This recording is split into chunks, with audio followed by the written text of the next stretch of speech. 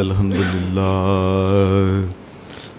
لله نحمده ونستعينه ونستغفره ونعوذ بالله من شرور أنفسنا ومن سيئات أعمالنا من يهده الله فلا مضل له ومن يضلل فلا هادي له وأشهد أن لا إله إلا الله وحده لا شريك له وأشهد أن محمدًا عبده ورسوله صلى الله عليه وسلم أما بعد فإن خير الحديث كتاب الله وخير الهدي هدي محمد صلى الله عليه وسلم وشر الأمور محدثاتها وكل محدثة بدعة وكل بدعة ضلالة وكل ضلالة في النار.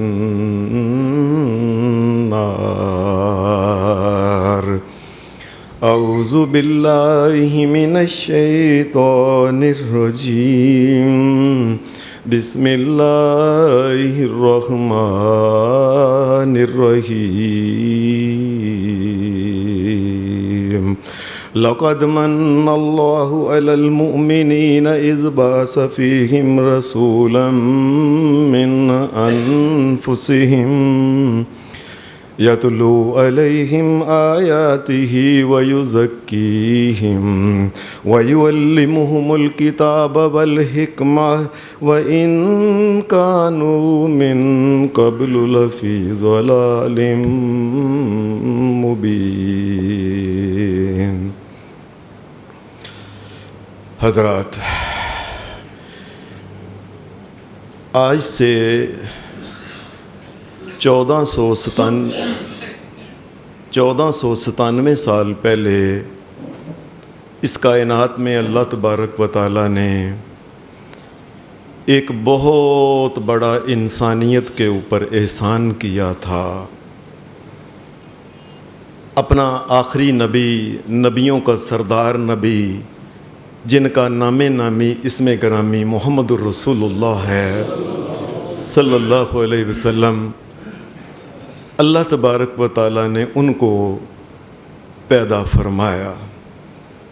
انسانیت کے لیے اللہ تبارک و تعالیٰ کی طرف سے یہ ایک ایسا تحفہ تھا، یہ ایسا فضل تھا، کرم، اس کی رحمت اور احسان تھا کہ ساری انسانیت اگر اللہ تبارک و تعالیٰ کے اس ایک احسان کا اگر بدلہ دینا چاہے تو وہ احسان نہیں اتار سکتی. نبی اکرم صلی اللہ علیہ وسلم، آپ کا نام نامی ہے محمد صلی اللہ علیہ وسلم. آپ کے والد کا نام ہے عبداللہ، اور آپ کا سلسلہ نسب جو ہے یہ سیدنا ابراہیم علیہ السلام سے جا کے ملتا ہے، جو جناب محمد الرسول اللہ سے تقریباً 2500 سال پہلے پیدا ہوئے تھے. آپ کا سلسلہ نسب جو ہے کچھ تھوڑا سا اس طرح ہے.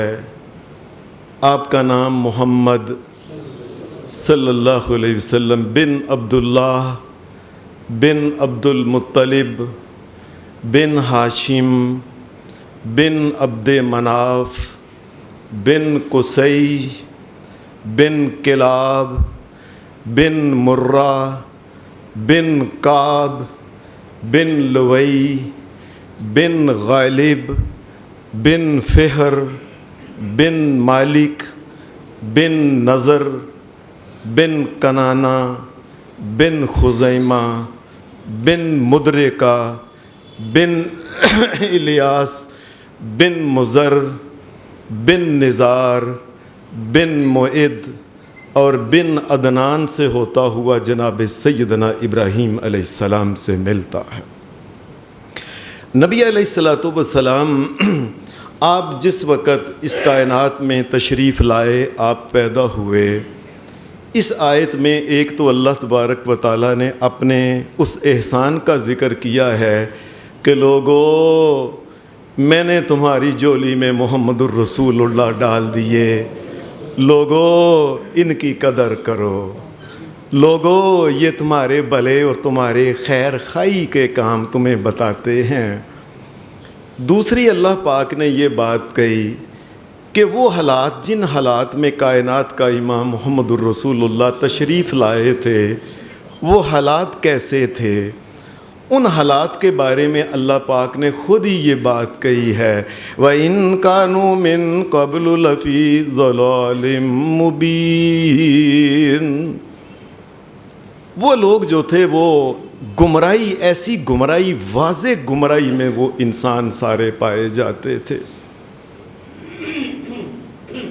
کوئی عقل مند انسان کہہ نہیں سکتا کہ اگر ان عادات، اخلاق اور اعمال اور ان عقائد جو نبی علیہ السلام سے پہلے لوگوں کے تھے، کوئی عقل مند انسان ان کو صحیح نہیں کہہ سکتا۔ ایسے گمراہ کرنے والے اور خود وہ گمراہ لوگ تھے۔ نبی اکرم صلی اللہ علیہ وسلم سے پہلے ان کی گمراہی کے بارے میں اللہ پاک نے ایک اور بات کہی، وَكُنْتُمْ عَلَى شَفَا حُفْرَةٍ مِّنَ النَّارِ۔ یہ سمجھ لو کہ تم لوگ سارے کے سارے جو تھے وہ جہنم کے کنارے کے اوپر پہنچ گئے تھے، گرنے ہی والے تھے بس، کہ میرا نبی محمد الرسول اللہ تشریف لے آیا، جو تمہارے سامنے اللہ کی کتاب کی آیتیں پڑھ کے تمہیں برے کاموں سے، برے عقائد سے، برے اخلاق سے پاک کرتا ہے، اور تمہیں اللہ کی کتاب کے مطابق تمہیں تعلیم دیتا ہے اس دنیا میں زندگی گزارنے کے لیے۔ ان کی گمراہی جو ہے اس کے کئی اس کے پہلو ہیں۔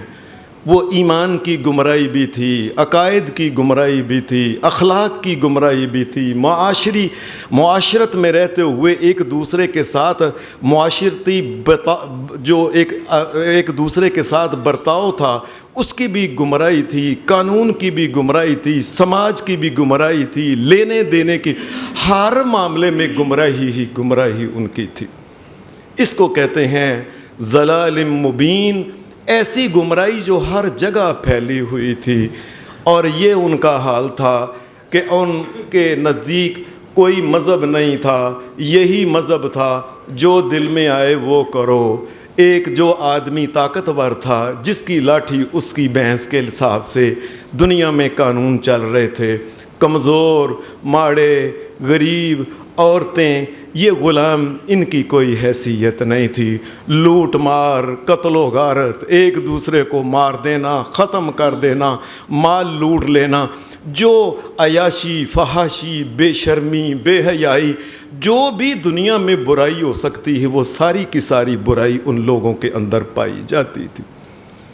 گویا کہ دوسرے لفظوں میں یہ انسان قرآن مجید یہ کہتا ہے، اولئک کالانعام بل ہم اضل۔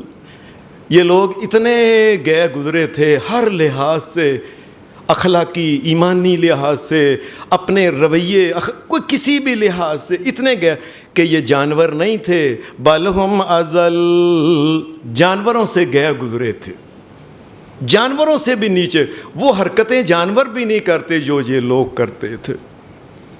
مثال کے طور کے اوپر ان کے عربوں میں عام طور پہ جو ان کے بڑے بڑے مذاہب پائے جاتے تھے، ان میں عیسائی اور جو یہودی مذاہب تھے، ان کے اندر عجیب قسم کا یہ فساد پھیلا ہوا تھا، گمراہی تھی کہ ان کے جو پادری تھے، یہ پادری اپنے آپ کو اللہ اکبر استغفر اللہ کے مقام پہ اپنے آپ کو سمجھتے تھے۔ وہ پادری سجدے کرایا کرتے تھے اپنے آپ کو۔ اللہ معاف کرے، آج کل مسلمانوں کے علماء اور پیران کا بھی یہی حال ہوتا جا رہا ہے کہ اپنے آپ کو سجدے، مرے ہوئے کو بھی، زندہ کو بھی، قبر کو بھی کروا رہے۔ وہی گمراہی جو تھی. اور یہ پادری لوگ صرف یہ نہیں کہ اپنے آپ کو سجدے کرواتے تھے، پھر یہ پادری لوگ مختلف قسم کے ٹیکس انہوں نے رکھے ہوئے تھے جو انسانوں سے وصول کرتے رہتے تھے کہ جس کے پاس اتنی بکریاں ہیں اتنی بکریاں وہ پادری کو دے گا، جتنے اونٹ ہیں ان اونٹوں میں سے اتنے اونٹوں کا دودھ اور اتنی اونٹنیاں یہ پادری کو دے گا. اور پھر ان میں یہ تھا اپنی مرضی کے ساتھ جو چاہتے، قرآن مجید کہتا ہے کہ وہ اللہ کی کتابوں میں لکھ لیتے، تحریف کر لیتے، اور جو چاہتے اللہ کی کتاب میں سمجھتے کہ یہ مشکل ہے یا یہ قابل عمل نہیں سمجھ، اس کو چپ کر کے نکال دیا کرتے تھے. کوئی پوچھنے والا ہی نہیں تھا. ان کے دور میں ان عیسائیوں اور یہودیوں کے ہوتے ہوئے یہ حال تھا کہ اگر کوئی ان کا بڑا کوئی جرم کرتا، ایک ہی جرم اگر کوئی انسان بڑا کرتا اس کے لیے اور سزا تھی. ایک عام غریب ماڑا کمزور انسان وہی جرم کرے تو اس کے لیے اور سزا رکھی ہوئی. کوئی پوچھنے والا ہی نہیں تھا. یہ پادریوں کا یہ حال تھا. مکہ کے جو لوگ تھے یہ عام طور پہ یہ اپنے آپ کو حضرت ابراہیم علیہ السلام کے مذہب پہ اپنے آپ کو ابراہیمی کہتے تھے. ان کا یہ حال تھا کیا کہ وہ ابراہیم علیہ السلام جو ساری زندگی مشہوری اس بات پہ ہیں کہ بتوں کو توڑنے والا ابراہیم علیہ السلام. افسوس کی بات ہے اسی ابراہیم علیہ السلام نے جو اللہ کا گھر بیت اللہ بنایا تھا، اللہ کے گھر میں خانہ کعبہ کے ارد گرد 360 بت رکھے تھے، جو ساری زندگی بت توڑتا رہا. اسی کے شہر میں، اسی علاقے میں انہوں نے اتنے بت یہ اللہ کے گھر کے ارد گرد تھے. اور افسوس کی بات ہے جو ساری زندگی بتوں کو توڑتا رہا، اسی ابراہیم علیہ السلام کا بت انہوں نے اللہ کے گھر خانہ کعبہ کے اندر دروازہ کھولتے ہی سب سے بڑا بت حضرت ابراہیم علیہ السلام کا بنایا. گمراہی کا یہ حال تھا. اور ابراہیم علیہ السلام کے بت کے ساتھ وہ جس نے خانہ کعبہ کی تعمیر میں سیدنا ابراہیم علیہ السلام کا ساتھ دیا تھا، وہ بچہ، وہ اسماعیل علیہ السلام، ابراہیم علیہ السلام کا بت انہوں نے وہ بڑے بزرگ کی طرح بنا کے ایسے بٹھایا ہوا تھا، اور اس کے ساتھ چھوٹا ایک بچہ بیٹھا، اس کا بت یہ سیدنا اسماعیل علیہ السلام کا بت. جو ساری زندگی بتوں کو توڑتا رہا اسی کے بت بنا لیے. اور خداؤں کا تو حال ہی پھر عجیب تھا کہ سورج جو ہے یہ بھی خدا ہے، چاند ہے تو یہ بھی خدا ہے، اور کو پتھر بڑا اچھا سا اس کا بنا کے بت وہ بھی خدا ہے. اور پتھر کا کئی دفعہ بت نہیں بنایا، ایک ویسے ہی خوبصورت سا پتھر لگا کہ بڑا رنگدار ہے، اس کو بھی خدا بنا لیا. پانی کسی جگہ زیادہ نظر آیا، اس کو بھی الہ، مالک اور معبود بنا لیا. یہاں تک کہ کئی دفعہ ایسا ہوا، تاریخ کی کتابوں میں یہ لکھا ہوا ہے کہ کئی دفعہ وہ ایسے بھی کرتے تھے کہ کسی جگہ گئے، کہنے لگے یہاں جنگل میں کوئی اب بت نہیں، بتوں کے آگے ہم جھکنے کے عادی ہیں. ایک جگہ انہوں نے مٹی اکٹھی کی، مٹی کا ڈھیر لگایا، اور ان کے پاس جو گائے یا بکری یا اونٹنی ہوتی اس کا دودھ دھو کے اس ڈھیر کے اوپر، مٹی کے اوپر جب وہ گلا ہو گیا تو اسی کو اپنا خدا اور الہ سمجھ کے سجدے کرنے شروع کر.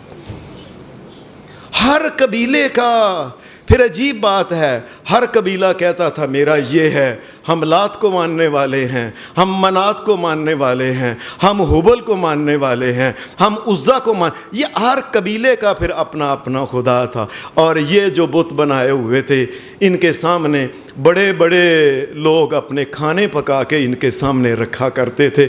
ان بتوں کے سامنے چڑھاوے اور نظریں اپنی دیا کرتے تھے. اور انہی بتوں کے سامنے کئی قسم کے جانور جو تھے، یہ بھیڑ بکری اور اونٹ وغیرہ جو تھے، یہ ان کے نام کے چھوڑا کرتے تھے کہ یہ ان کا ہے اور یہ انہی کا رہے گا. کسی کو پتہ ہی نہیں تھا اللہ تبارک و تعالیٰ کی عبادت کیسے کرنی ہے. اللہ تبارک و تعالیٰ کو جو کائنات کا مالک اور شہنشاہ ہے، اس کی عبادت کا طریقہ کار کیا ہے، اس کو ماننا ہے تو کیا ماننا ہے. جس کو پوچھے وہ یہی کہتا تھا کہ جس طرح دوسرے لوگ کرتے ہیں تم بھی کرتے جاؤ. حدیث میں ایک واقعہ آتا ہے کہ ایک آدمی تھا، اس کا نام تھا زید بن عمر بن نفیل.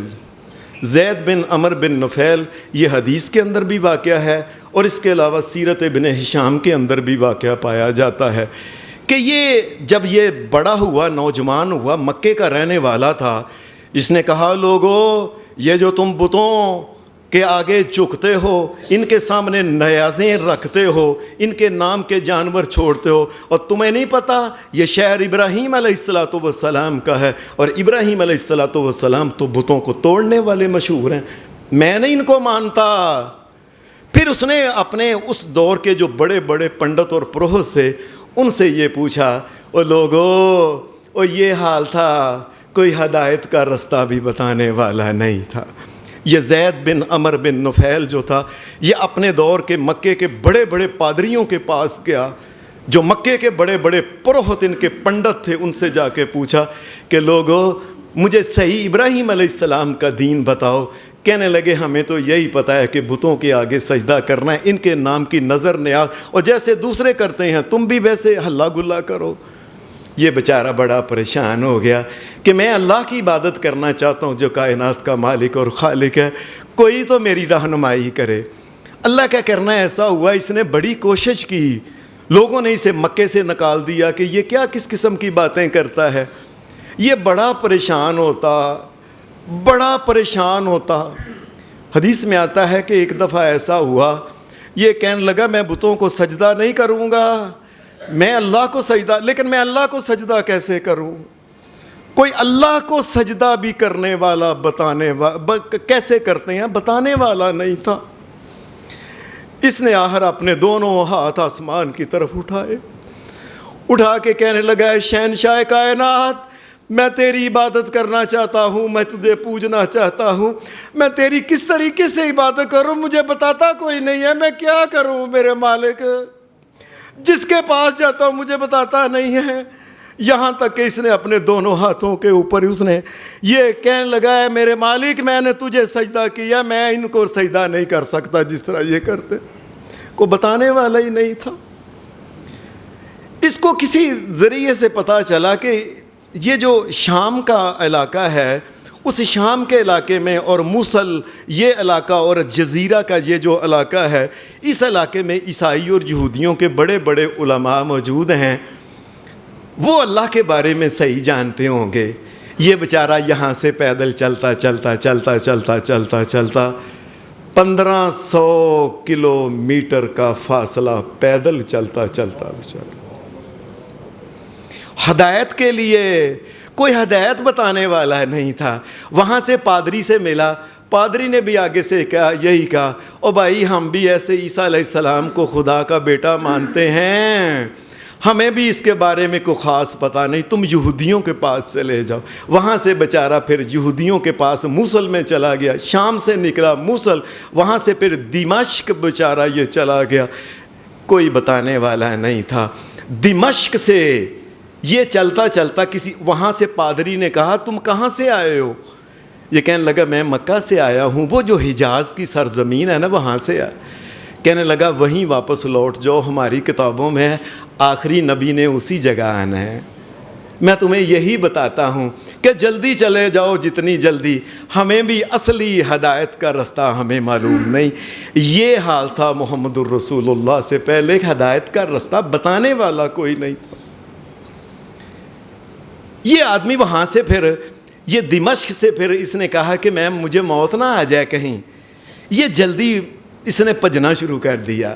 اب دمشق کہاں اور کہاں مکہ کا، یہ دوڑتا تھک گیا، رستے میں کانٹے، رستے میں وہی جنگل، وہی جانور، ایسے چلتا رستے میں ایک جگہ یہ بھاگ کے جا رہا تھا، پھر تھک جاتا، پھر بھاگتا، میں جلدی پہنچ جاؤں، مجھے کوئی ہدایت بتا دے کہ اللہ کی عبادت کیسے کرنی ہے، بندہ کیسے بننا ہے۔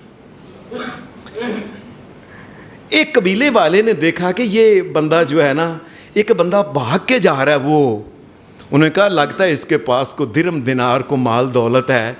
ان قبیلے والوں نے دور سے تیر مارے، وہاں سے گر گیا، اور گر کے قریب جا کے انہوں نے تلوار سے اس کا سر کاٹ دیا۔ بیچارہ ساری زندگی بتانے والا ہی کوئی نہیں تھا، جس وقت کوئی ہدایت کا رستہ بھی بتانے والا نہیں تھا۔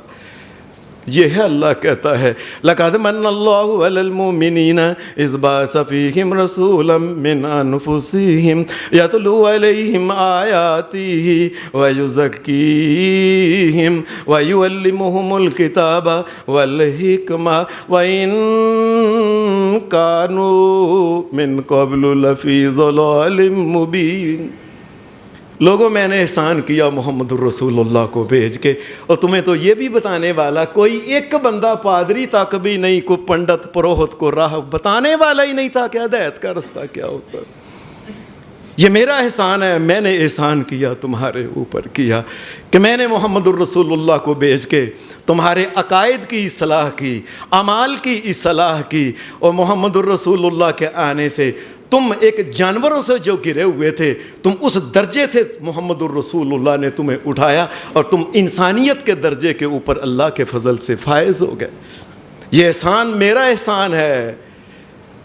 پھر ان کا حال یہ تھا، لڑائیوں کا یہ حال تھا کہ جو قبیلہ ذرا تگڑا طاقتور ہوتا وہ دوسرے قبیلے کے اوپر حملہ کرتا، ماڑے کمزور قبیلے کے اوپر ان کا جو مال دولت، جو اس دورے میں بکریاں اونٹ وغیرہ ہوتے، سارے کا سارا اس کو چھین لیتا، اور ان کی عورتوں کو وہ لونڈیاں بنا لیتے، ان کے مردوں کو غلام بنا لیتے، اور جو چھوٹے بچے ہوتے تھے یا ان کو قتل کر دیتے کہ رات کے وقت یہ سونے نہیں دیتے، یا ان کی ماؤں کو دے کے انہی کو بھی غلام بنا لیا کرتے تھے۔ بس جس کی لاٹھی اس کی بھینس والا۔ لڑائیوں کا تو یہ حال تھا، ایسے ہی لڑ پڑتے تھے۔ وہ ہمارے ایک ہندوستان کے ایک شاعر تھے بڑے اچھے، مولانا الطاف حسین حالی، ان کی آپ مسدس پڑھ کے دیکھیں تو اس میں انہوں نے یہ باتیں لکھی ہیں کہ کبھی ان کا یہ حال ہوتا تھا ایسے ہی کہ گھوڑا دوڑا رہے ہیں، ایک کا گھوڑا آگے نکل گیا، لڑائی شروع ہو گئی، اتنی لڑائی شروع ہوئی، اتنی کئی بندے مارے گئے، قتل ہوتے گئے، عورتیں بیوہ ہو گئیں، یہاں تک کہ وہ لڑائی 40 برس نہیں 60 برس تک لڑائی جو ہوتی ہے ان کے جلدی جاری رہی۔ کبھی گھوڑا آگے دوڑانے پہ، کبھی پانی پہلے پلانے پہ جھگڑا، معمولی باتوں کے اوپر انسان جو تھے ایک دوسرے کو مار دیتے تھے، قتل کر دیتے، اور کوئی آدمی سچ جھوٹ نہیں دیکھتا تھا، ہر آدمی کے اوپر یہ فرض تھا کہ وہ اپنے قبیلے کی حمایت کرے گا۔ وہاں اس دور کے جو یہ تھے قبیلوں کے سردار اپنے آپ کو خدا سے کم نہیں سمجھتے تھے، جس کو چاہتے، جس نے اس قبیلے میں ان کی بات نہیں ماننی، یہ تاریخ کی کتابوں میں لکھا ہے کہ اس آدمی کو زندہ پکڑتے، اس کو کھڑا کرتے، اس کے ارد گرد لکڑیاں رکھ کے زندہ ہی اس کو جلا دیا کرتے تھے، میری بات نہیں مانی تم نے۔ یہ انسانیت کہا، اور کوئی روکنے والا نہیں تھا۔ محمد الرسول اللہ، صدقے جاؤں میں محمد الرسول اللہ کے آئے، اللہ نے ان کو بھیجا، ان ظالموں کے آگے محمد الرسول اللہ نے اپنا ہاتھ رکھا، کہا یہ تم کیا کر رہے ہو، کیسے؟ اور اگر کوئی تمہارا کتنا بھی بڑا دشمن ہو جائے، بڑے سے بڑا دشمن ہو جائے، واضح اگر کوئی قاتل بھی ہو جائے، کائنات کے امام محمد الرسول اللہ نے فرمایا تم اس کو کبھی جلانا نہیں، میں محمد الرسول اللہ تمہیں اس سے منع، جلانا اور ساڑنا جو ہے یہ کوئی سزا نہیں ہے۔ یہ محمد الرسول اللہ صلی اللہ علیہ وسلم آپ کے سے پہلے آنے والے جو یہ تھے قبائلی سردار یہی کرتے تھے ان کو، اور کئی سردار جو ہوتے تھے وہ بیٹھے ہوتے تھے، جب لوگ آتے سب سے پہلے اس کو سجدہ کرتے تھے اللہ کی طرح۔ اور بعض کتابوں کے اندر یہ بھی لکھا ہے کہ کئی سرداروں نے اپنی مورتیاں بنائی ہوئی تھیں سونے کی یا کسی دھات کی یا پتھر کی، وہ اس کو باہر رکھتا، ہر آنے والے کے اوپر فرض تھا کہ سب سے پہلے اس کو سجدہ کرتا تھا۔ سلام ہو محمد الرسول اللہ کی ذات اقدس پہ، اللہ نے انسانیت کے اوپر رحم کیا، احسان کیا، آپ تشریف لائے اور یہ منع کر دیا، لا تسجدوا للشمس ولا للقمر واسجدوا للہ الذی خلقہن واسجدوا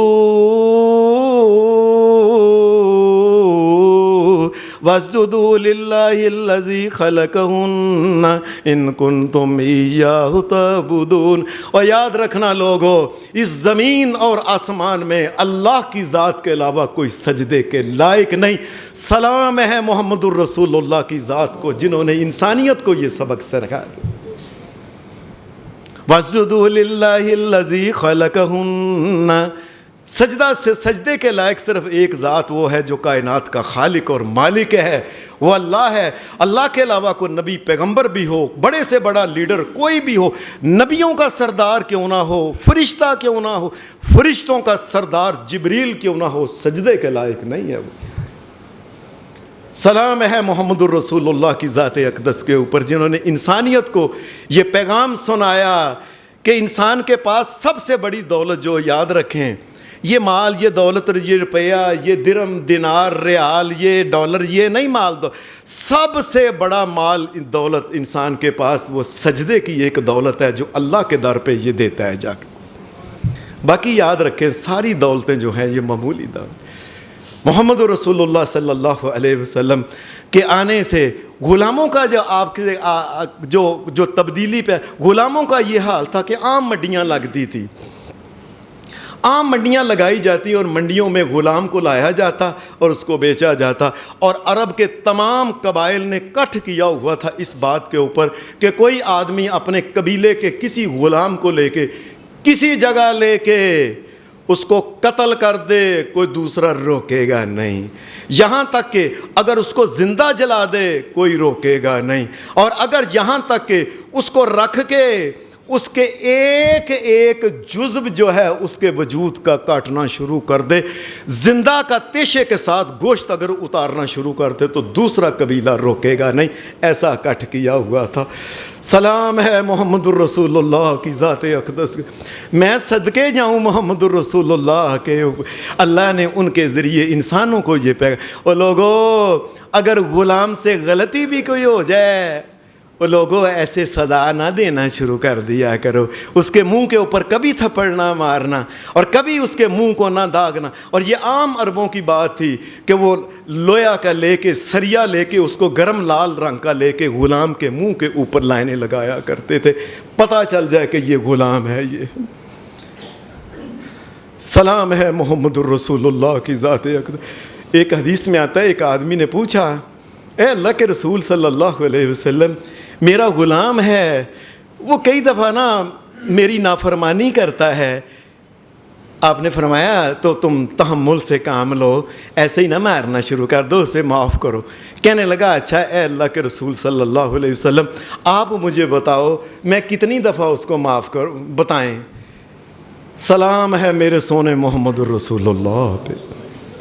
آپ نے فرمایا ایک دن کے اندر 70 مرتبہ غلطی کرے تو اسے معاف کر دے۔ اور کون ہے جس نے غلاموں کے اوپر وہ جو ظلم اور استبداد کے ہاتھ تھے، اللہ کے فضل سے محمد الرسول اللہ نے آقا بازو کر کے ان کو روک دیا۔ یہ میرے محمد الرسول اللہ صلی اللہ علیہ وسلم، یہ غلاموں کا تو کوئی حال ہی نہیں تھا۔ آپ نے یہ عام سنا ہے کہ جس وقت حضرت بلال نے کلمہ پڑھا وہ ایسے ہی کرتے تھے، کوئلے زمین کے اوپر لال کر کے اوپر زندہ لٹا دیتا، کوئی روکنے والا نہیں تھا۔ یہ انہوں نے آپس میں اکٹھ کیا ہوا تھا کہ غلام کو جس طریقے سے اگر کوئی چاہے تو اس کی آنکھیں نکال دے، اس کے وجود کے اعضاء جیسے چاہے کاٹ دے، جتنے چاہے جتنا چاہے سارا گوشت اس کا اتار دے، ایسا کٹ کیا ہوا تھا، کوئی روکنے والا نہیں تھا۔ سلام ہے میرے سونے محمد الرسول اللہ کے۔ اللہ نے ان کے ذریعے، اللہ تبارک و تعالیٰ نے ترس اور رحمت یہ کی کہ ان کے ذریعے وہ ظلم کے ہاتھوں کو روک دیا۔ پھر ان کی عبادت کا طریقہ بھی عجیب و غریب تھا۔ عام طور کے ان کی عبادت یہ تھی کہ وہ جو بڑے بڑے انہوں نے بت بنائے ہوئے تھے، وہ حرم میں ایک یہاں کھڑا ہے، ایک یہاں کھڑا ہے، ایک یہاں۔ اب حرم کا وہ جو جسے ہم صحن ویڑا کہتے ہیں، کتنا بڑا آپ اس میں 360 ذرا آپ لگا کے دیکھیں، آپ کو پتہ چل جائے گا کہ 360 اگر اس میں بت یہ ستون اگر کھڑے کیے جائیں وہ بھی کتنی جگہ باقی بچے گی۔ یہ حرم کے اندر ان کا یہ حال تھا۔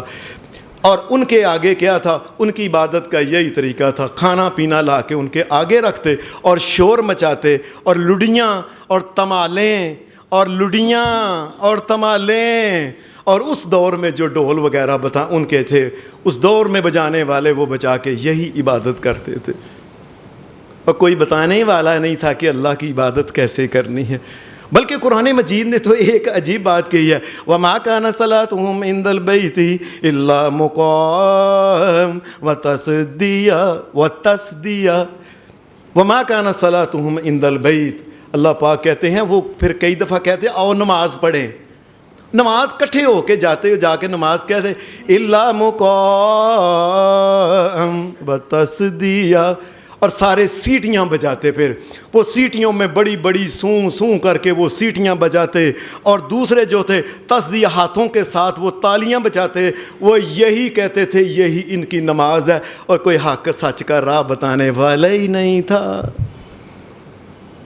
لوگوں، ہمیں پتہ ہی نہیں اللہ نے ہمارے اوپر کتنا بڑا احسان کیا محمد الرسول اللہ کو بھیج کے، اور ان کا یہ حال تھا، یہ تو عبادت کا حال تھا۔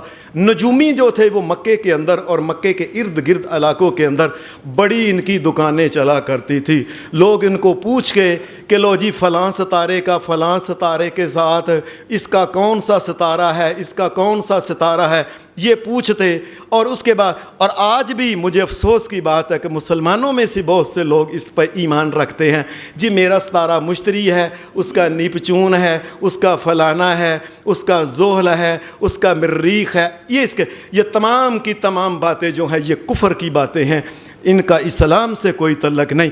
یہ جا کے نجومیوں کے پاس جاتے، جی ان کا ستارہ مریخ ہے، ہمارے قبیلے کا ستارہ وہ فلان، کیا ان کا میل ہو سکتا ہے؟ اگر وہ نجومی بتاتا کہ ان کی شادی ہو سکتی ہے تو پھر شادی کرتے تھے، ورنہ شادی نہیں کرتے تھے۔ ستاروں کو دیکھ کے لوگوں کی قسمت کا حال کہ تیری قسمت کا، یہ بہت زیادہ وہاں چلا کرتا تھا۔ ستاروں کو دیکھ کے رشتے کرتے، ستاروں کو دیکھ کے وہ کام کرتے کہ یہ کام میرے لیے فائدے کا کام ہے کہ نہیں، اور کوئی ہدایت کا رستہ بتانے والا نہیں۔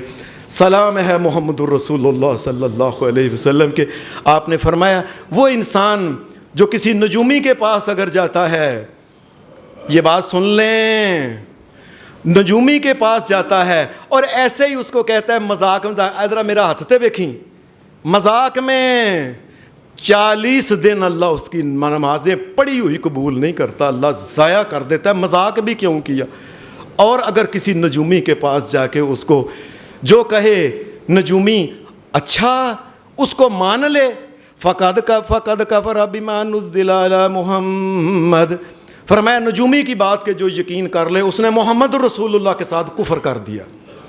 کفر کفر کفر کفر، فقد کفر بما انزل علی محمد صلی اللہ علیہ وسلم۔ ان تمام چیزوں سے انسانیت کو یہ درس دیا، اور اپنا کام کرو، محنت کرو، کوشش کرو، اللہ سے خیر مانگو، اللہ خیر عطا کرنے والا ہے، ان چیزوں میں کچھ نہیں پڑا ہوا۔ اور کون سا ستارہ کس کا ہے؟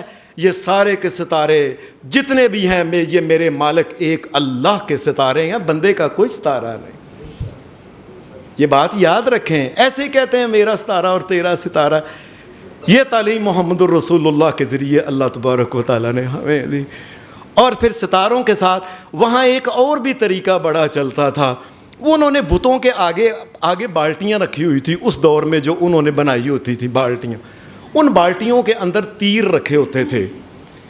وہ جو تیر رکھے ہوتے تھے نا، ان تیروں کے اوپر ایک کے اوپر لکھا ہوتا تھا نا، ایک کے اوپر لکھا ہوتا تھا ہاں۔ انہوں نے کوئی بھی کام کرنا ہے، کوئی رشتہ کرنا ہے، کوئی شادی کرنی ہے، کوئی بیاہ کرنا ہے، کوئی دن رکھنا ہے، کوئی کچھ کرنا ہے، جا کے وہ سب سے پہلے بت کے آگے چڑھاوا چڑھاتے، اور پھر اس کے بعد وہ جو تیر رکھے ہوتے تھے نا، وہ تیر کافی رکھے ہوتے تھے، سمجھ لیں جس طرح کے 40-50 رکھے ہوئے ہیں، کسی کے اوپر ہاں کسی کے اوپر نہ، وہ ایسے آنکھیں بند کر کے وہ اندر ہاتھ کر کے ایک تیر نکالتا، اگر نہ لکھا ہوتا تو وہ نہ کام نہیں کرتا تھا کہ میرے بت نے مجھ کو منع کر دیا ہے۔ میں صدقے جاؤں محمد الرسول اللہ کے اس قسم کے توہمات اور یہ فضول یہ بکواس قسم کے جو عقائد تھے سب کی اصلاح کر دی کہ اس کائنات میں جو کچھ کرنے والا ہونے والا وہ ایک اللہ کی ذات ہے۔ اگر اللہ تبارک و تعالی يَمْسَسْكَ اللَّهُ بِضُرٍّ فَلَا كَاشِفَ لَهُ إِلَّا هُوَ، اگر اللہ نے تمہیں کوئی تکلیف پہنچانی ہے تو اس تکلیف کو کوئی دور نہیں کر سکتا. وَإِن يُرِدْكَ بِهِ خَيْرًا وَإِن يُرِدْكَ بِهِ خَيْرًا فَلَا رَادَّ لِفَضْلِهِ. اور اللہ تبارک و تعالیٰ اگر تمہیں کو خیر دینا چاہے ساری دنیا بھی مل کے اس خیر کو روک نہیں سکتی. اور یہ ستارے یہ وہ تیروں کے ذریعے اپنی قسمتوں کو اور رشتوں کا حال کر. اور قرآن مجید نے پھر یہ محمد الرسول اللہ کے ذریعے لوگوں کو سکھا انما الخمر والمیسر والانصاب والازلام رجس من عمل الشیطان. فرمایا یہ گندگی ہے، یہ شیطان کا عمل ہے. فاجتنبوہ لعلکم تفلحون. لوگوں ان چیزوں سے بچ جاؤ، اللہ کے اوپر ایمان رکھو اگر دنیا اور آخرت میں خیر چاہتے ہو. سلام ہے محمد الرسول اللہ کو جن انسانیت کو ان گندے عقائد اور گندے اعمال سے بچا کر. عام طور پہ پھر وہ یہ سمجھتے تھے کہ یہ جو ہے نا یہ میں ادھر گیا جی میرے سامنے سے بلی گزر گئی. اب بلی گزر گئی اور بلی بھی کالے رنگ کی، سمجھ لو بلی نے میرا کام کرنے نہیں دینا. اور اس کائنات کا مالک رب کو تو کوئی سمجھتے ہی نہیں تھے کچھ. وہ بلی آگے سے گزر گئی، وہ بلی آگے سے نہیں گزری. کسی درخت کے اوپر اگر پرندے بیٹھے ہوئے ہیں، اس نے ایک روڑا وٹا نیچے سے لے کے اس کو مارا ہے، اگر وہ دائیں طرف اڑ گیا لو جی کام ہو گیا، اگر بائیں طرف نہیں ہوا کام ہونا ہی نہیں. اس قسم کے عقائد. سلام ہے محمد الرسول اللہ کے اوپر. اللہ نے ان کے ذریعے انسانوں کو سکھایا وَلَا تِيَارَ لَا أَدْوَى وَلَا تِيَارَ. لوگوں یہ پرندوں کا جو ہے نا یہ دائیں اڑنا، یہ بائیں اڑنا، یہ سامنے اڑنا، یہ جانوروں کا آگے سے گزر جانا، یہ بلی ہے، یہ اونٹ ہے، یہ کوئی چیز بھی آگے پہ، اور یہ نہیں روک سکتی. اگر میرے مالک نے تمہیں خیر عطا کرنا ہے تو کون روک سکتا ہے؟ یہ بلی روک لے گی؟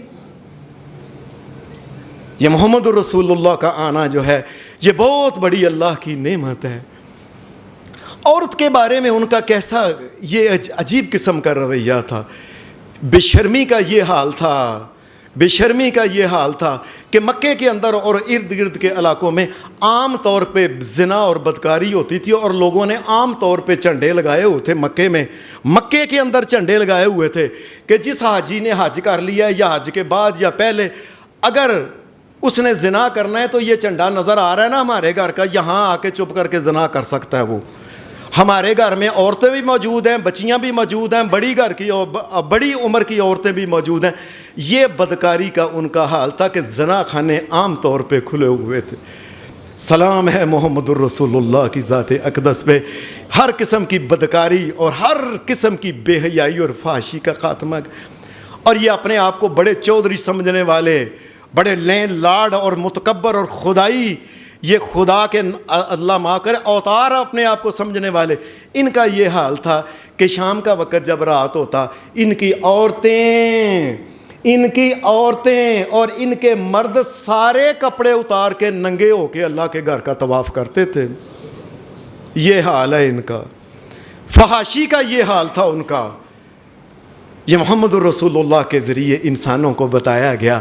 ایک عورت جو ہے وہ پورے کپڑے پہن کے آئے گی، اپنا چہرہ ڈھانپ کے اللہ کے گھر کے اندر آ کے یہ مانگنے آئی ہے کہ ننگا ہو کے دکھانے آئی ہے. مرد جو ہے یہ اس قسم کے فقیرانہ لباس پہن کے اللہ کے گھر میں آئے، عزت کے ساتھ آئے اور اللہ کے گھر سے عزت لے کے جائے. سلام ہے محمد الرسول اللہ کی ذات اقدس کے اوپر. اور پھر صرف یہ نہیں، بے شرمی کا یہ حال تھا کہ 2 سکی بہنوں سے بیاہ، تمہاری 2 بیٹیاں جی دونوں مینوں دے دیو کر لے.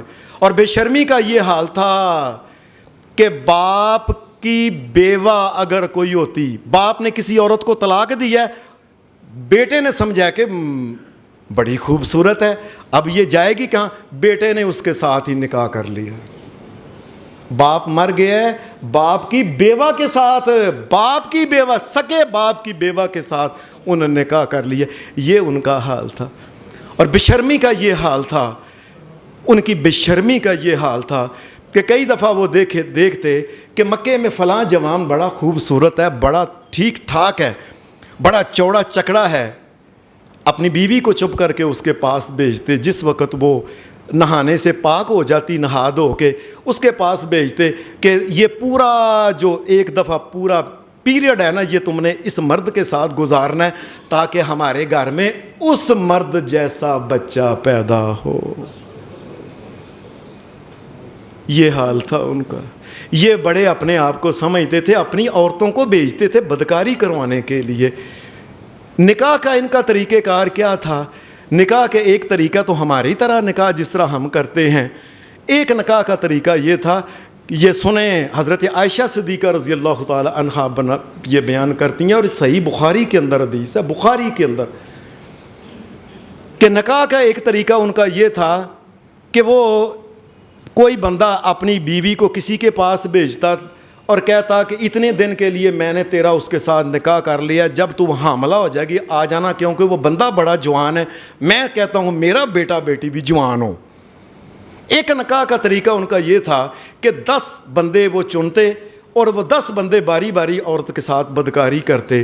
جس وقت بچہ پیدا ہوتا وہ بعد میں وہ عورت پھر دیکھتی اس بچے کے ہاتھ, پاؤں, آنکھیں, چہرہ, مورا, وہ عورت جس کو کہتی نا یہ اس کے اوپر گیا ہے, وہ اسی کے ساتھ سمجھتے یہ اس کا نکاح ہو گیا. اور نکاح کا ایک طریقہ یہ تھا کہ کئی دفعہ وہ بدکاری کئی مردوں سے کروانے کے بعد ایک اس کو بلاتے نجومی کو, نجومی کہتا کہ یہ اس کا بچہ ہے, اس کے ساتھ نکاح ہو گیا. یہ عورت کا گھر میں عورتوں کا یہ حال تھا کہ مرد اپنی بیوی کو جب چاہے قتل کر سکتا تھا. سلام ہے میرے سونے محمد رسول اللہ جنہوں نے کہا کہ اپنی بیوی کو پہلے سمجھاؤ, فائزوہن وہجروہن, ان کو سمجھاؤ. اگر نہیں سمجھتی کسی ایسی غلط حرکت سے تو پھر کیا ہے, فائزوہن وہجروہن, پھر اپنا اور اس کا بستر جو ہے نا یہ الگ الگ کر دو. اگر پھر بھی نہیں تو اس کے بعد تم اسے تفا وغیرہ مار سکتے ہو, چہرے کے اوپر تم پھر بھی نہیں مارنا, اور نہیں پسند تو اسے طلاق دے دو. عورتوں کو قتل خامد کر سکتا تھا, عورتوں کو وہ بیچ سکتا تھا, عورتوں کو جوے کے اندر ہرا سکتا تھا. اور یاد رکھیں ایک بندہ اپنی بیوی کو 100 مرتبہ طلاق, اگلے دن کہتا رجوع, پھر طلاق, پھر رجوع, پھر طلاق, پھر رجوع, پھر طلاق, پھر رجوع. ساری زندگی اس کی جان نہیں چھوٹتی تھی کیونکہ اگلے دن وہ رجوع کر لیتا تھا. اور ان کا یہ حال تھا, 100 طلاقیں, اور ایک مرد 100 بیویوں کے ساتھ نکاح کر لیتا, کوئی روکنے والا نہیں تھا. جب چاہے اس کی بیوی جو تھی نا وہ اس کو وہ مار سکتا تھا کہ اس کے بچے نہیں ہوتے اس کو قتل کر دو, یا اس کی یہ عادت ہے, اس کو کوئی روکنے والا نہیں تھا. روکنے والے اللہ کے فضل سے محمد الرسول اللہ آئے جنہوں نے یہ ظلم کے ہاتھوں کو کاٹ دیا اور زنجیروں کو کاٹ دیا. پھر عورتوں کے ساتھ بعد ان کی جو اولاد ہوتی تھی, اولاد کا بھی یہ حال تھا کہ جب وہ چاہتے کہ حالات ٹھیک نہیں ہے, قرآن مجید نے یہ بیان کیا ہے, وَلَا تَقْتُلُوا أَوْلَادَكُمْ خَشْيَةَ إِمْلَاقٍ نَحْنُ نَرْزُقُكُمْ وَإِيَّاهُمْ. اے لوگو اپنی اولاد کو قتل اس لیے نہ کیا کرو کہ ان کو کون رزق دے گا, اور جو اللہ تمہیں رزق دیتا ہے ان کو بھی رزق دے گا. عام طور پہ کئی دفعہ بندے کہتے تھے میں نے 5-6 بچے تھے, رزق نہیں تھا, میں نے قتل کر دیا, کڑی نو قتل کر دیا, فلاں نے, کوئی روک نہیں سکتا تھا. اولاد والد مالک سمجھا جاتا تھا اس میں. سلام ہے محمد الرسول اللہ کی ذات اقدس کے اوپر جنہوں نے یہ تمام انسان جو ہیں ان کا مالک اللہ ہے. کوئی باپ اپنے بیٹوں کے اپنی بیٹی کا مالک نہیں ہے. باپ ہے مالک نہیں ہے, یاد رکھیں, مالک اللہ ہے. کوئی باپ اپنے بیٹے اور بیٹی کو مار نہیں سکتا, قتل نہیں کر سکتا, جان سے نہیں مار سکتا, اس لیے کہ مالک اللہ ہے. اور اگر کوئی زیادتی کرے گا کسی قسم کی اگر مارے گا تو اس کے اوپر دیت کی سزا ہوگی اس کے اوپر. اور بیٹیوں کا تو بالکل ہی برا حال تھا نا. بیٹیوں کا تو وہ یہ سمجھتے تھے کہ گھر میں بیٹی ہو گئی, اب یہ بیٹی ہوئی ہے, اس کو پالیں گے, جوان کریں گے, حفاظت کریں گے, پھر اس کی شادی ہوگی. وہ سمجھتے تھے یہ بڑی آر کی بات ہے کہ ایک شادی ہوگی, اس کا ایک خامد ہوگا. توبہ توبہ, وہ خامد اور میاں بیوی یہ کٹھے رہیں گے اور اولاد ہوگی. توبہ توبہ توبہ. بہتر یہ ہے کہ اس بچی کو ہوتے ہی قتل کر دو. اور قتل کرنے کا طریقہ ان کا یہ تھا, اس کو تلوار سے نہیں مارنا, زندہ ہی ٹویا نکال کے اندر ڈال کے اور اوپر مٹی ڈال دینی. حدیث کے اندر واقعہ بھی آتا ہے، ایک نبی علیہ السلام کے پاس آدمی آیا. یہ آدمی آ کے کہنے لگا اللہ کے رسول صلی اللہ علیہ وسلم میں کیا کروں، مجھے نیند نہیں آتی ہے. اللہ کے رسول نبی صلی اللہ علیہ وسلم نے آپ نے فرمایا کیا ہوا ہے؟ کہنے لگا اللہ کے رسول مجھے بتائیں میرا گناہ پاک ہو سکتا ہے. میں کیا ہوا ہے؟ کہنے لگا اللہ کے رسول جاہلیت کے دور میں میرے گھر میں بچہ بچی ہونے والا تھا، میں کام پہ چلا گیا کہیں، میں بیوی کو کہہ کے گیا اگر بیٹی ہوئی تو اسے ختم کر دینا، اگر بیٹا ہوا تو اسے زندہ رہنے دے. اے اللہ کے رسول وہ گھر میں بیٹی ہو گئی تھی پیچھے. میں واپس آیا کچھ دیر بعد کو 2-4 سال بعد ایسے گھر میں دیکھا تو ایک بچی جو تھی نا وہ بھاگ دوڑ رہی تھی. میری بیوی نے کہا، میں نے پوچھا کہ یہ کون ہے بچی؟ وہ جو بچہ ہوا تھا. کہنے لگی ہاں وہ بچی ہوئی تھی میں نے مار دی ہے، یہ کسی کی بچی ہے بڑی لاڈلی تو میں اس کو گھر میں لے آتی ہوں ذرا اس کے ساتھ کھیڈاں اور پیار اور محبت کے ساتھ. اے اللہ کے رسول میں بتا نہیں سکتا کتنی خوبصورت تھی وہ. اے اللہ کے رسول بس میرے ساتھ بھی اس کے پیار محبت اتنا بڑھ گیا، میں آتی اپنے دونوں ہاتھ کھول کے نا میرے گلے میں ڈال دیتی تھی. میں بھی اس کے بغیر نہیں رہ سکتا تھا، دیکھے بغیر آگے پیچھے کھیلتی بھاگتی دوڑتی. اے اللہ کے رسول صلی اللہ علیہ وسلم ایک دن میری بیوی نے دیکھا کہ اب یہ اس بچی کے ساتھ بڑا مانوس ہو گیا ہے، اسے کچھ نہیں کہے گا، اس کا یہ خیال تھا. اس نے مجھے کہا یہ تیری ہی بیٹی ہے. میں نے ویسے کہا. کہنے لگا اچھا میری بیٹی ہے.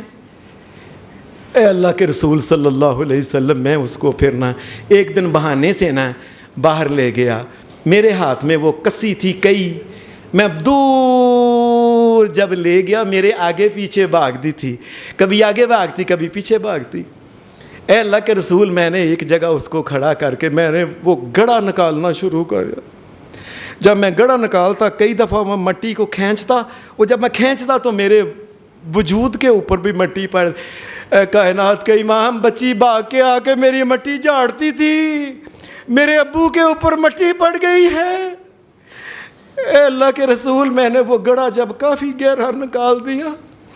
اے اللہ کے رسول صلی اللہ علیہ وسلم میں نے اس کو بلایا، وہ ڈرتی تھی، ابو جی ادھر ہو جائیں، ابو جی ادھر ہو جائیں مجھے. یہاں تک کہ اللہ کے رسول میں نے اس کو پکڑ کے اس کے اندر دھکا دے دیا. وہ چیخیں مارتی رہی، میں مٹی ڈالتا گیا کسی کے ساتھ، یہاں تک کہ وہ بولتی رہی ابو جی میرے منہ میں مٹی جا رہی ہے، ابو جی میرے گلے میں مٹی جا رہی ہے، ابو جی میرے ناک میں. اللہ کے رسول وہ ابو ابو کہتی رہی، میں نے اس کے اوپر مٹی ڈال دی ساری کی ساری. اے اللہ کے رسول میں وہاں سے آ گیا، کئی سال ہو گئے، ساری رات اس کی آواز ابو جی آج بھی آتی ہے. سلام ہے محمد الرسول اللہ کے اوپر جنہوں نے وہ ظالم ہاتھ اور ظلم کے ہاتھوں کو روک کے ان بچیوں کو جو تھا ان کے بارے میں یہ بات کہی. فرمایا جس کو اللہ نے 2 بیٹیاں دیں ان کے ساتھ ظلم زیادتی نہ کرے، ظلم زیادتی نہ کرے. فرمایا صحیح طریقے سے تربیت کر کے ان کی شادی صحیح جگہ پہ کر دے. جا یوم القیامت انا وہو ہاکذا.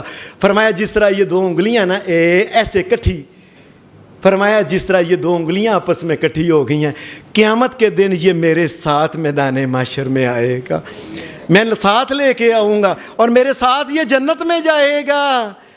اور جس جنت میں محمد الرسول اللہ رہیں گے اس جنت میں وہ بھی رہے گا جو بچیوں کے ساتھ اچھا سلوک کرے گا. سلام ہے میرے سونے محمد الرسول اللہ کے اوپر. ظلم اور ستم کے جو ہتھیاروں کے جو کچھ ظلم ہو رہا تھا، جو زیادتی، تمام ہاتھوں کو روکے انسان کو انسان بنا دیا اور اس کو بتایا اللہ کے حقوق کیا ہے، انسانیت کے حقوق کیا ہے، ہمسائے کے حقوق کیا ہیں، آنے والے کے حقوق، جانے والے کے حقوق. ایک بہترین انسان جو اللہ نے بات کہی ہے، وَلَقَدْ كَرَّمْنَا بَنِي آدَمَ وَحَمَلْنَاهُمْ فِي الْبَرِّ وَالْبَحْرِ وَرَزَقْنَاهُمْ مِنَ الطَّيِّبَاتِ. اللہ پاک نے یہ کہا ہم نے بنی آدم کو بڑی عزت دی، اتنی عزت دی کہ ہم نے اس کو عزت بھی دی، ہم نے اس کو دین بھی دیا، ہم نے نبی بھی اتارے، کتابیں بھی اتاری. پھر دنیا کے اندر یہ تھک نہ جائے، اس کے لیے جانور تاکہ یہ ان کے اوپر سواریاں کرے، وَرَزَقْنَاكُم مِّنَ الطَّيِّبَاتِ، اور اس کے لیے طرح طرح کے پھل اور کھانے اور پھول اور سبزیاں اور موسم اور پانی اور مشروبہ، کیا کچھ ہم نے. یہ مقام جو ہے یہ میرے محمد رسول اللہ صلی اللہ علیہ وسلم کے ذریعے اللہ نے انسان کو، کہ تیرا تو مقام ہی اور ہے. اگر کوئی انسان بن جائے، وہ کسی کہتے ہیں نا فرشتوں سے بہتر ہے انسان ہونا، مگر اس میں پڑتی ہے محنت زیادہ. اللہ اور اس کے رسول کے رستے پہ چڑھے، یہ وہی انسان ہے جس کو جبرائیل علیہ السلام سے سمیت تمام فرشتوں نے سجدہ کیا. یہ مقام کس نے؟ یہ محمد رسول اللہ نے بتایا اللہ کے فضل سے. اللہ نبی صلی اللہ علیہ وسلم کی باتوں کو ماننے کی توفیق عطا فرمائے، آپ کی قدر کرنے کی توفیق عطا فرمائے. وآخر دعوانا الحمد للہ رب العالمین.